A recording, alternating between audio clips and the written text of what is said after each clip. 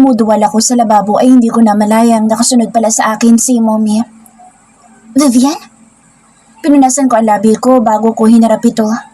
Mommy, anong ginagawa niyo po dito? Dapat doon lang po kayo sa...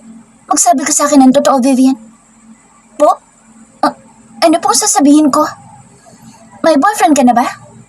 Natawa ko sa tanong niya. Wala naman akong boyfriend. Bakit niya naitanong iyon? Mas lumapit pa siya sa akin. Yumuko ka. Utos niya kaya yumuko ako. Dinaman niya ang noo ko, saka ang leeg ko. Wala ka namang lagnat pero bakit ka nagsusuka? Takang-taka na tanong nito. Siguro sa mga nakain ko lang, Mommy. Nasobrahan yata ako. Sagot ko. Hindi ka ba buntis? Halos mabulunan ako ng sarili kong laway dahil sa tinanong ni Mommy sa akin. Buntis? Natigilan ako nang maisip ko iyon. Bakit hindi ka na nakasagot? Tila nagagalit na ang boses ni Mommy. Buntis ba kapag nagsusuka? Hindi po, Mommy. Nautal na sagot ko dahil ngayon bumabagabag na sa isip ko ang sinabi niya. Paano nga ako nagbunga isang gabi na may nangyari? Paano ko masasabi kay Mommy na ang ama ng dinadala ko ay sarili kong kapatid? Hindi ko pwedeng sabihin iyon. Baka kapag nasabi ko ipagtabuyan niya ako dito sa bahay. Baka isusumpa niyang naging anak pa niya ako. Hindi pa naman sigurado. Baka sa nakain ko lang ito. Kaya ako nagduduwal. Kailangan mo magpa-check up sa doktor. Maotoridad na utos sa akin ni Mommy. Pagkatapos ng simpleng party na naganap, biglang umatras ang mga paa ko para sana lapitan si Mommy. Hindi ako nakapagsalita. Bukas na bukas, kailangan mong pumunta sa ospital, anak. Hindi pwedeng ganyan. Kailangan malaman natin kung anong dahilan ng pagsusuka mo. Huminga ako ng malalim bago tuluyan na ihakbang ang mga paa palapit sa kanya. Mommy, hindi na po kailangan. Ayos na po ako. Tingnan niyo po, wala akong lagnat. Ayos na ayos po ako. Isa pa, malabo naman po yung sinasabi niyong buntis ako dahil wala naman po akong jowa. Sa tanang buhay ko ngayon lang ako nakapagsinungaling sa kanya. Inuusag ako ng konsensya. Hindi ako sanay sa pagsisinungaling. Lahat ng bagay na nangyari sa akin ay sinasabi ko sa kanya. Ngayon lang yung pagkakataon na hindi ko masabi sa kanya dahil hindi ko alam ang magiging bunga kapag sinabi ko sa kanya na may nangyari sa amin ng kuya ko. Parehong anak niya. Baka hindi ako mapapatawad ni Mommy kahit na anong pagmamakawa at paghingi ko ng sorry sa kanya. Kahit lumuhod pa siguro ako hindi niya magagawang patawarin ako. Ang mahirap pa baka maging si kuya kamuhian niya. Sino matitira sa kanya? Hindi ko hahayaan na mag-isa si Mommy. Mag-isa akong pumunta ng ospital. Hindi ako pumasok kundi dumiretso ako ng ospital para malaman ko kung ano ba talaga ang sakit ko. Ilang araw na kasi ako nagsusuka. Ilang araw na rin sumasakit ang ulo ko tuwing umaga. Hindi ko lang masabi kay Mommy dahil baka pag-isipan niya na naman ito. Doc, ano pong sakit ko? Tanong ko dito. Have you ever tried to use a pregnancy test? According to everything you say, vomiting or dizzy in the morning are the main symptoms of pregnant woman. Sagot nito sa akin. Parang bigla akong nanginig sa aking narinig. Nang utusan niya ako mag-pregnancy test muna, umuwi na lang ako at hindi sununod ang bili nito. Nababalik ako pagkatapos kong mag-PT. Umuwi ako at sa bahay ko ginawa ang pregnancy test. Naiiyak ako nang masilayan ko ang 2 linya. Tinakpan ko ang aking bibig dahil malinaw na sa akin ngayon na buntis nga ako. Unti-unting bumagsak ang katawan ko sa tiles na sahig. Doon ako umiyak ng umiyak. Humahagulhol ako nang marinig ko ang boses ng Mommy ko. Nanlaki ang mga mata ko. Kaagad kong pinunasan ang aking mga mata at pisngi. Sinubukan ko rin na pigilan ang paghikbi ko kaya nauwi sa pagsinok. Vivian? Yes, Mom. Nandito po ako sa banyo. Sigaw ko. Lumabas ka na dyan. Nandito ang kuya mo. Tila nabuhusan ako ng malamig na tubig nang marinig kong nandito si Kuya Miggy. Mom, ilalabas na po. Nagmadali ako lumabas ng banyo. Ayokong paghintayin pa na matagal si Mommy kaya inilagay ko sa bulsa ng suot kong short ang pregnancy test na may 2 linya. Paglabas ko'y natigilan si Mommy at tinitigan ako. Namumutla ka. Mas tinitigan pa niya ako. Napayuko ako nang wala sa oras. Lumapit ka dito, Vivian. Bakit parang umiiyak ka? Umiyak ka ba? Doon pumatak ng tuluyan ang mga luha ko. Ang hirap lang kasi ng dinadamdam ko. Hindi ko masabi sa kanya. Kung kaya kong gawing sikretong ipinagbubuntis ko, gagawin ko. Vivian, bakit ka umiiyak? Hinawakan niya ang kamay ko at inilapit ako sa kanya para mayakap. Mommy! Tanging nasambit ko. Muli niya akong tiningnan.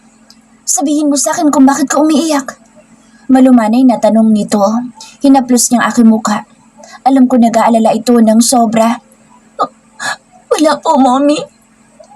Naiiyak lang po ako kasi... Hindi ko na ituloy ang sasabihin ng marinig kong may nahulog sa sahig. Sabay kaming napatingin ni Mommy sa sahig. Ang hindi ko inaasahan ay ang makitang nasa sahig na ang pregnancy test na kanina lang inilagay ko sa aking bulsa. Kaagad kong tinignan ang bulsa ko ngunit may maliit na butas pala kaya nahulog ang PT. What is it?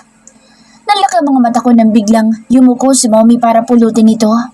Sunubukan kong agawin sa kanya ngunit hindi ko nagawa. Nauna na siyang pumulot nito. Napayuko ako dahil alam ko kung ano magiging reaksyon nito kapag nakita ang dalawang linya doon. Positive? Halos hindi makapaniwala na sambit ni Mommy. Tinakpan ko ang bibig ko. Is it yours? Hindi makapaniwala na tanong nito. Habang takip kong aking bibig ay napatango na lamang ako. Mommy! I'm sorry. Kaagad ko itong niyakap ngunit itinulak niya ako. Sino ang ama na dinadala mo, Vivian? Napailing ako. Hindi ko sasabihin sa kanya kung sino ang ama nito. Hindi ko po alam, Mommy. Nagsinungaling ako. Ano? Hindi mo alam? Paano hindi mo alam? Mas lalong lumakas ang boss nito. I'm sorry. I'm sorry, Mom. Lumuhod ako para humingi ng sorry sa kanya. Sabihin mo sa akin kung sino ang dinadala mo, Vivian! Napailing akong muli. Hindi ko po alam. Sorry po. Sinubsob kong aking muka sa kanyang dibdib na parang niyayakap. Nasa ganoong posisyon ako nang hindi ko na narinig pa na nagsalita ito. Napatingala ako tiningnan ang kanyang mukha ngunit napangangako na makitang nakatulala na lang si Mommy at hindi na ito nakapagsalita na parang naparalisado ang buong katawan. Mommy! Mommy! Kinabahan ako. Inalog-alog ko ang kanyang balikat. Nanlaki ang mga mata ko dahil tila na stroke sa kinauupan ng Mommy ko. Mommy! Mommy! Napasigaw na ako. Kuya! Nauutal na tawag ko. Kuya Miggy! Sigaw ko. Nataranta na ako dahil naging tulala na lang ito at hindi na nakapagsalita. Ang kabukoy naghalo-halo na sa bilis ng tibok ng puso ko at tila hindi na rin ako makahinga dahil sa nakikita ko. Kung may mangyaring masama sa kanya, hindi ko yata mapapatawad ang sarili ko. What's going on here? Pumasok si Kuya Miggy na puno ng pagtataka. Nang mahagip nito si Mommy, kaagad na tumakbong palapit dito. Shit! Ano nangyari? Galit na tanong nito sa akin saka itinulak ako. Napaupo naman ako sa sahig. Mom! Inalog-alog niya rin ang balikat ni Mommy pero hindi na talaga ito nagsalita. Tila natulala na lang at parang hindi na makagalaw ang katawan. Shit! Kaagad na itinulak ni Kuya Miggy ang wheelchair at nagmamadaling inilabas sa kwarto. Sumunod naman ako sa kanya. Hindi na tumigil ang luha ko dahil kasalanan ko kung bakit nagkaganoon si Mommy. Binuhat niya si Mommy palabas habang ako'y nakasunod naman. Hindi ko nga alam kung paano namin narating kaagad ang labas ng bahay at ang garahe. Open it! Mari inautos dito sa akin kaya nanginginig ang kamay ko na binuksan ng kotse niya. Kuya Miggy, sasama ako! Hindi ito sumagot. Inayos lang nito si Mommy sa likuran kaya pumasok na rin ako para samahan sa box at si Mommy. Habang nagmamaneho si Kuya Miggy, panay naman ang pagdarasal ko at paggalik sa kamay ni Mom. Hindi na talaga ito rumeresponse. Nakatulala na lang ito at hindi na gumagalaw. Kasalanan ko. Pabulong-bulong ko. Nanginginig na rin ang labi ko habang sinasambit iyon. Nang makarating kami ng ospital ay ganoon na lang ang pagbagsak ng balikat at aking panga nang malaman sa doktor ang kalagayan ni Mommy. Dead on arrival ito. Napaatras ako. Hindi makapaniwala. Buong buhay ko yata ang pagsisisihan nito. Kasalanan ko. 1 linggo na ang nakalipas pagkatapos mailibing ni Mommy. Wala akong tigil sa pag-iyak. Tumitigilan yata kapag nakakatulog ako. Mugtong-mugto na ang mga mata ko at bagsak na rin ang katawan ko. Ako ang may kasalanan kung bakit nangyari iyon kay Mommy. Hanggang ngayon walang kaalam-alam si Kuya Miggy kung bakit bigla na lang nagkaganoon si Mommy. Hindi niya pa rin alam hanggang ngayon na dahil sa natuklasan ni Mommy sa akin, kaya siya inatake at natuluyan na nga siyang nawala sa amin. Nasa ibaba ang mga kamag-anak namin, mga kapatid ni Mommy. Wala pa akong lakas na loob na makipag-usap sa kanila. Tuwing kasing nagsasalita ako'y napapaiyak lang ako. Si Kuya Miggy ang nag-aasikaso sa kanila. Habang pinagmamasan ko ang litrato naming dalawa ni Mommy ay mas lalo ko lang itong namimiss. Bakit niyo naman po ako iniwan, Mom? Kailangan kita. Mas na-miss na kita, Mommy. Tumulo na naman ang luha ko nang yakapin ko ang picture frame na kaming dalawa lang. Masaya habang nakasandal ako sa kanya. Ngiting-ngiti ako sa mga oras na iyon. Ano na mangyayari sa akin ngayon? Yakap-yakap ko pa rin ang frame hanggang sa makatulog ako. Nagising ako sa mahihinang mga katok. Nang sulyapan ko ang wall clock, 2:00 na ng hapon. Ilang oras pala akong tulog? 2? Vivian, iha? Tawag ni Manang Lucy sa labas ng kwarto habang patuloy ang pagkatok nito sa pintuan. Manang Lucy, bakit po? Medyo wala pa akong boses dahil sa kakaiyak ko. Hindi ko alam kung bakit napaos ako. Nakakawala rin pala ng boses ang pag-iyak. May bisita po kayo, ma'am. Kaklase mo po, si Jessica. Napabalikwas ako ng bangon nang marinig ang pangalan ng best friend ko. Jessica! Tila nabuhusan ako ng malamig na tubig. Ngayon ko talaga siya kailangan. Kailangan ko na makakausap dahil mababaliw na yata ako kapag nagpatuloy akong magkulong dito sa kwarto. Baka mapano pa ang bata sa sinapupunan ko. Kasasibol niya lang pero stress nang inabot niya sa loob ng tiyan ko. Tinaha ko kaagad ang pintuan at binuksan nang marinig ang pagtawag ni Jessica sa labas ng kwarto ko. Niyakap ko kaagad ito habang patuloy ang pagtulo ng mga luha ko. Niyakap ko siya ng mahigpit. Tinapik-tapik niya ang likuran ko. Salamat dahil pumunta ka. Hindi ko na kasi alam kung anong gagawin ko eh. Wala akong mayakap. I'm here, best. Taga-alala din ako sa'yo. Ilang araw ka na kasing hindi pumapasok. Naintindihan ko naman kung bakit hindi ka pumapasok dahil sa nangyari. Hindi madali ang mawala ng isang ina. Iiyak mo lang yan hanggang sa lumuwag-luwag ang pakiramdam mo. Payo niya sa akin. Ganun ang ginagawa ko pero mas lalo pa rin bumibigat ang pakiramdam ko. Mabuti na lang nabawasan na ngayon ang bigat at sakit na nararamdaman ko. Hindi ko pa rin kasi matanggap na wala na si Mommy. Hindi pa ako handa. Napaupo kami sa kama habang hawak niyang kamay ko. Bes, sino nga pala yung nakita ko sa labas? Nakatatandang kapatid mo ba yun? Sino? Naalala kong baka si kuya ang nakita niya. Tumangutango na lang ako. Shucks, ang gwapo ng kuya mo ha. Bakit ngayon ko lang nakita yun? Tsaka wala kang kinukwento sa akin. Huwag ka na magtaka dahil kahit ako'y ngayon ko lang din siya nakita. Ganun? Oo. Hinaplos niya ang aking muka. Ang putla mo. Punay niya. Hindi kasi ako nakakatulog. Isa pa, iyak lang din ako ng iyak. Muli niya akong niyakap. Napabitaw siya na mag-ring kanyang phone. Si Mommy. Sasagutin ko lang tawag ni Mom. Paalam niya sa sinagot ang tawag ng Mommy nito. Lumayo-layo siya ng konti sa akin. Pagbalik niya sa kama ko ay nagmamadali na ito. Des, kailangan ko nang umuwi. May emergency daw sa bahay. Pasensya ka na ha. Hindi kita masasamahan ng matagal. Paalam nito saka muli akong niyakap. Ayos lang.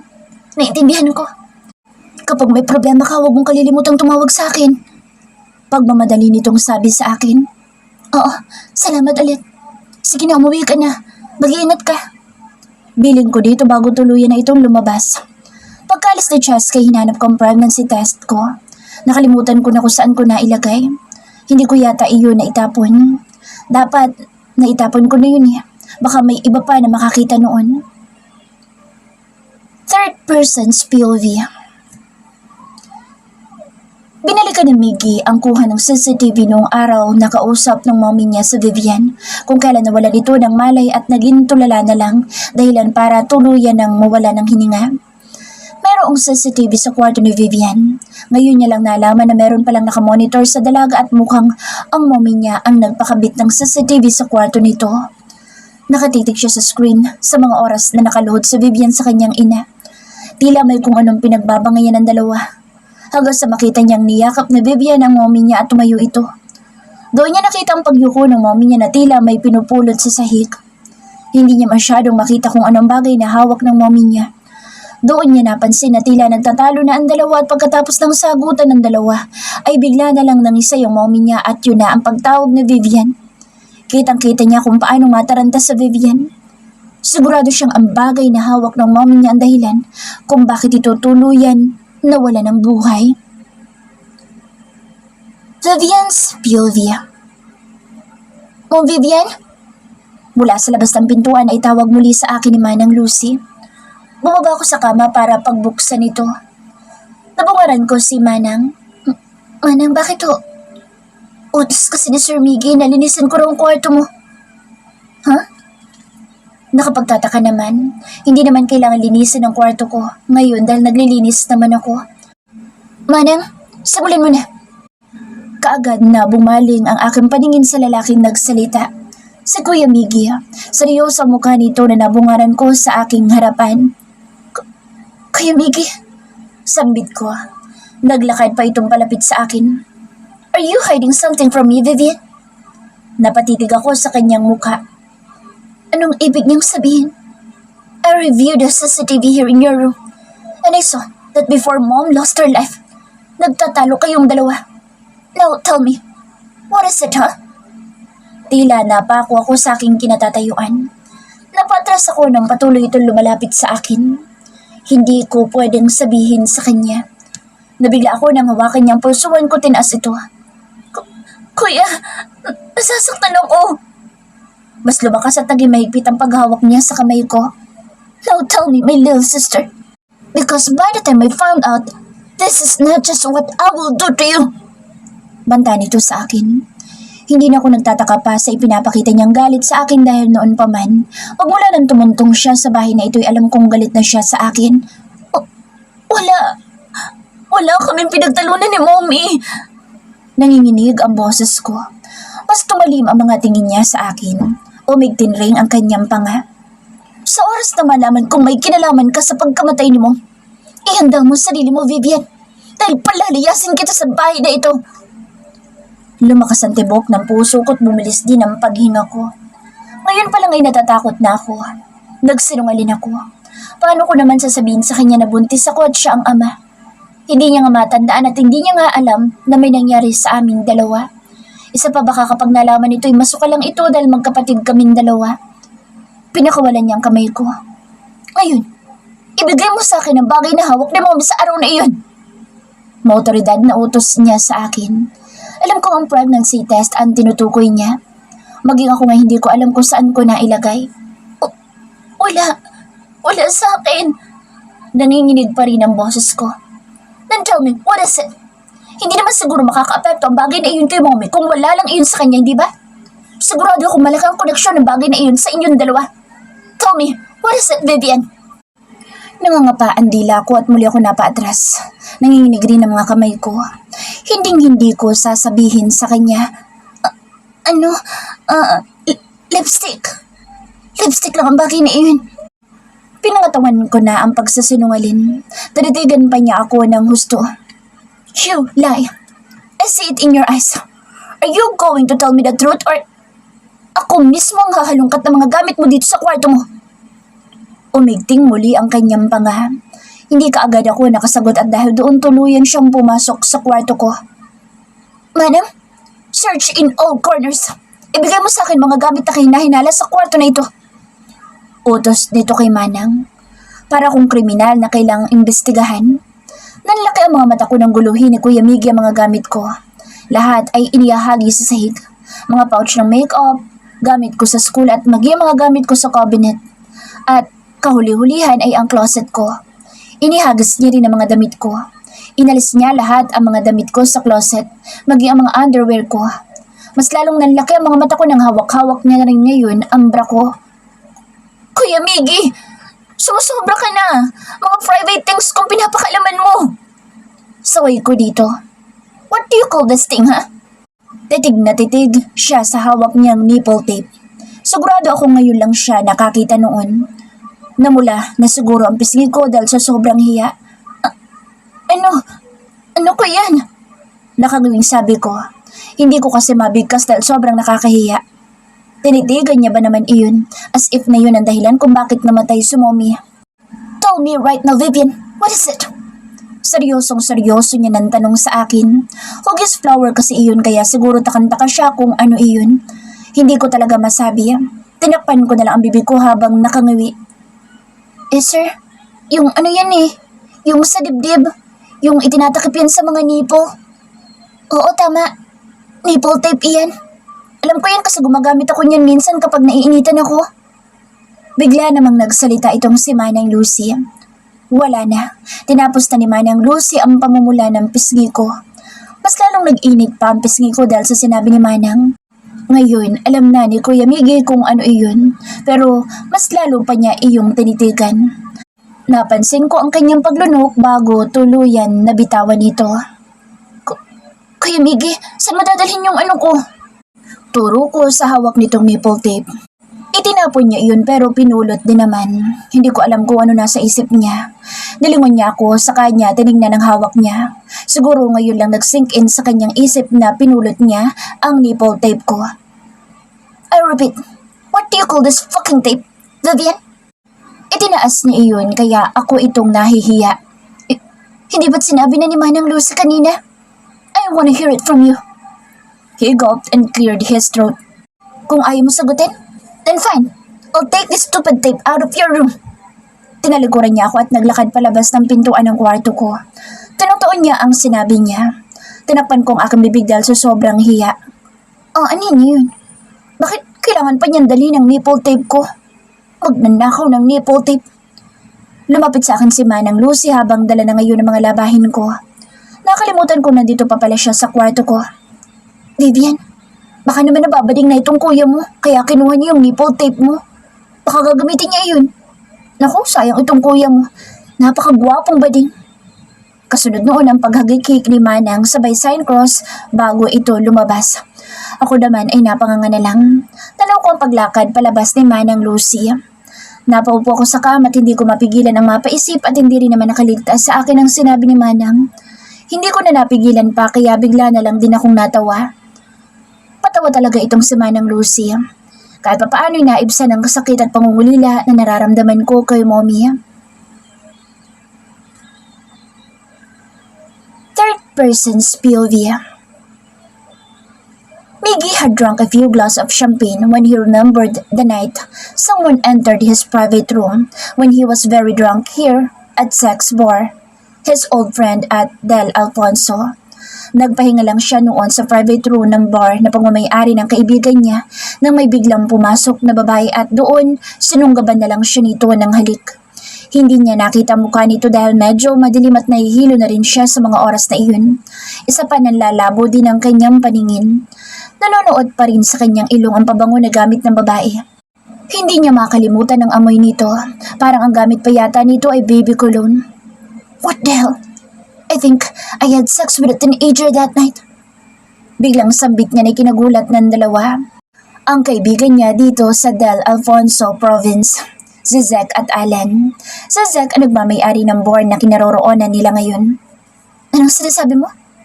Zek asked, confused. I slept with someone here at your bar. I don't remember her face but I know she's so young cause I know her fucking perfume is baby cologne. Alan and Zek laughed. We have a lot of customers here who are students. Don't say that you had sex with a young student. Halos hindi makapaniwalang tanong ni Zek. Siya ang naunang humalik sa akin. Alam nga naman at anggihan ko. Really? Paano nangyaring hindi mo lang nakita ang mukha? Madilim. Isa pala lasing ako ng gabing iyon. Ang tanging naaalala ko lang ay ang pabango niya. Ikaw bang nakabasag? Pilyong tanong ni Alan sa kanya. What the? Anong klaseng tanong yan? Inis na binatukan niya sa Allen. Gusto lang naming malaman kung virgin pa yung babae. Karamihan na pumupunta dito sa bar ko. Hindi na. Natatawang sabi naman ni Zek. Paano mo nasabing hindi na virgin? Lahat ba ng customer dito sa bar mo natikman mo? Inis na tanong niya kay Zek. Malalaman naman kahit sa lakad pa lang. Alam ko rin dahil lahat ng babae lumalabas sa bar na ito may kasama lalaki. So ano pa nga ba dahilan bakit may kasama lalaki? So it means, sa kama din ang bagsak. Karamihan naman kahit estudyante basta mahilig mag-bar, alam kong wala na. Basag na. Sagot naman ni Alan. Miggy just shook his head while drinking champagne. Paulit-ulit na nag-play sa kanyang isipan mga halinghing ng babae habang inaangkin niya ito. Virgin pa ang babaeng naangkin niya noon. Halos hindi siya makapaniwala na may babae pa palang virgin sa panahon na ito. Paano nga ba niya malalaman kung sino ang babaeng nakasiping niya kung hindi niya man lang nasilayan ang mukha nito? Vivian Spilvia. 2 araw na yata na hindi umuwi si Kuya Miggy dito sa bahay. Simula nang halungkatin dito ang kwarto ko, mabuti na lang wala silang nakitang PT. Hanggang ngayon iniisip ko pa rin kung saan ko nailagay. Pababa na ako ng hagdanan nang marinig ko ang ingay mula sa sala. Hindi naman kalakihan ang bahay na ito kaya rinig na rinig ko ang sigaw ni Kuya Miggy sa ibaba. Dumadagundong ang boss dito kaya nagsisimula na naman akong matakot. Vivian! Nanlaki ang mga mata ko nang marinig ang boss niyang tinatawag ang pangalan ko. Ano na namang nagawa ko? Bakit pa parang galit na galit siya habang tinatawag ako? Bigla akong kinabahan. Parang ayoko na lang bumaba. Magtatago na lang sana ako sa loob ng kwarto ko kaysa marinig ang dumadagundong na boss ng Kuya Miggy ko. Kinakabahan ako tuwing nakikita ko itong galit. Hindi ko yata nakikita ito na nagiging kalmado. Tuwing kausap niya ako palaging galit. Ano bang nagawa ko? Bakit mapakaramdam ko palagi siyang galit kapag nakikita ako? Vivian! Muli ay tawag niya sa pangalan ko. Para akong snail na nagtago sa sariling shell ko. Pabalik na ulit ako ng muli kung narinig ang pagtawag niya sa pangalan ko.